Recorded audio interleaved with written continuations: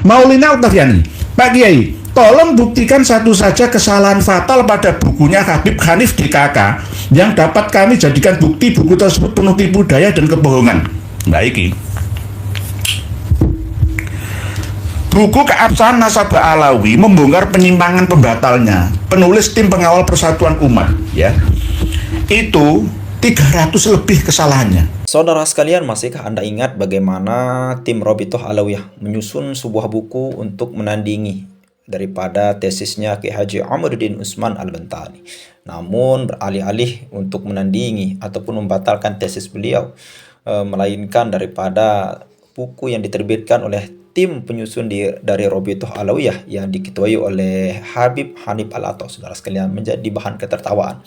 Bahkan ditemukan oleh Ki Haji Nur Ihya itu sebanyak 300 kesalahan yang fatal, saudara sekalian. Oke, selengkapnya mari kita sama-sama simak video berikut. Silakan. Maulina Oktaviani, Pak Kiai, tolong buktikan satu saja kesalahan fatal pada bukunya Habib Hanif DKK yang dapat kami jadikan bukti buku tersebut penuh tipu daya dan kebohongan. Baik. Buku Keabsahan Nasabah Alawi membongkar penyimpangan pembatalnya. Penulis tim pengawal Persatuan Umat, ya. Itu 300 lebih kesalahannya. Ada yang ringan, sedang, dan berat. Kalau jenengan Bu Maulina Oktaviani ini minta untuk bukti satu kesalahan yang fatal saja, oke, saya buktikan. Setelah saya buktikan ini nanti terserah jenengan pertahankan buku ini atau jenengan buang di tempat sampah, terserah pada jenengan. Ya, tolong dibuka buku Keabsahan Nasabah Alawi. Sudah pernah kami sampaikan melalui hezin.com di beberapa pertemuan kami yang lalu. Halaman 29 yang menceritakan tentang ada riwayat Haddasana Abdul Hasan Ali bin Ja'far Al-Ashqar Al-Alawi. Intinya Ali bin Ja'far Al-Ashqar Al-Alawi ini katanya menerima periwayatan dari Abu Qasim Muhammad bin Hasan bin Muhammad An-Nafaq, ya, pada tahun 461 Hijriah. Ini 461 Hijriah. Tolong diingat, pada tahun 461 Hijriah. Padahal saya punya manuskrip banyak yang mengatakan, menuliskan bahwa Ali bin Ja'far Al-Ashqar Al-Alawi Al-Iraqi ini meninggal pada tahun 326. Ini tak tunjukkan manuskripnya nih. Nanti yang manuskrip asli di Al-Bahrul Ansab saya cari nanti lagi. Nih, ini manuskrip dari keluarga Al-Ashqar. Ini manuskrip asli dari keluarga Ali Al-Ashqar. Saya dikirimi dan terbukti bahwa As-Sayyid Ali Al-Ashqar An-Nazub itu wafat pada tahun 327 Hijrah di Baghdad.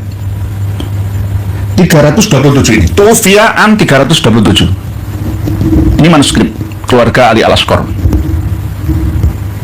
Ya, kelihatan nggih?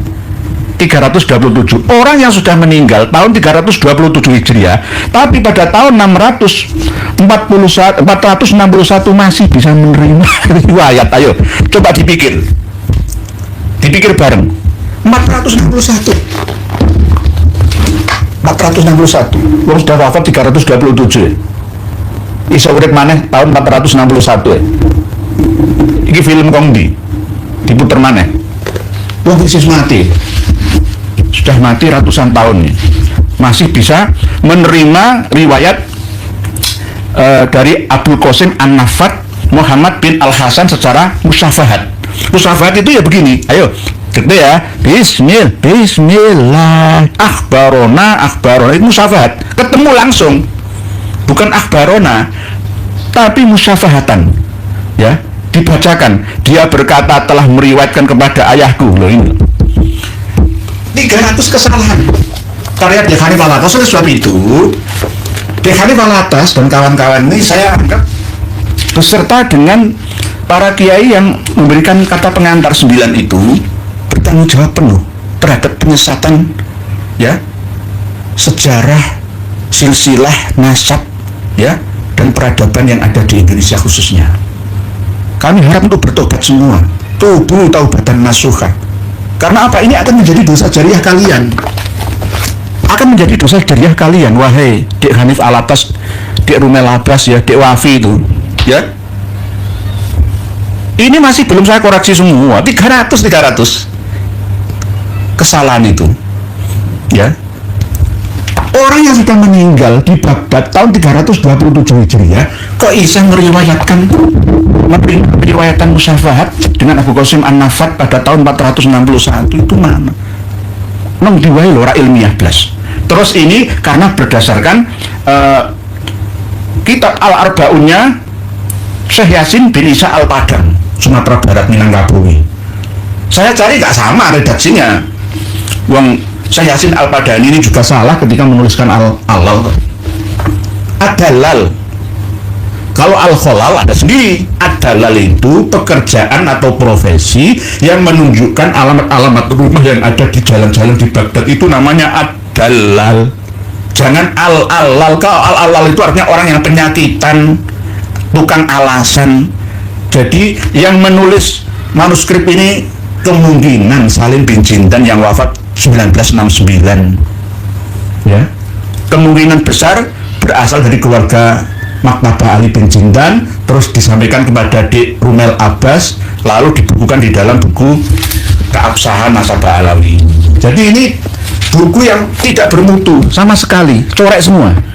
Kalau kesalahan tidak fatal seperti karya dari kawan-kawan kami Lora-Lora Madura kemarin yang kami kritisi itu ya, itu nggak begitu berpengaruh ya, masih layak untuk dibeli, dimiliki ya. Yang paling layak itu karya Ki Haji Madudin Usman, hanya 1%, tapi tidak fatal. Kalau ini sangat fatal. Tidak teliti, tidak seteliti yang kita bayangkan. Dilalah itu loh, tidak ada kejahatan yang sempurna. Ini sudah menjadi pegangan prinsipnya para penegak hukum kita, khususnya ya, intel yang intelijen kita, kriminolog atau bagian kriminal kita. Ini masah min durriyati jaddina al-Imam Ali al-Ashqar an-Nazuk Abdul Hasan Said An-Nuqba di Baghdad, wafat 327 Hijriah. Kok di sini 461 Hijriah masih hidup itu, tapi gitu. Karena tuh plus misi-misi ini saya suruh untuk tobat, jangan ngarang-ngarang hadis dewi. Gusti Allah ora diwedeni, Kanjeng Nabi ora ditakuti, apa meneh kon jenengan-jenengan iki.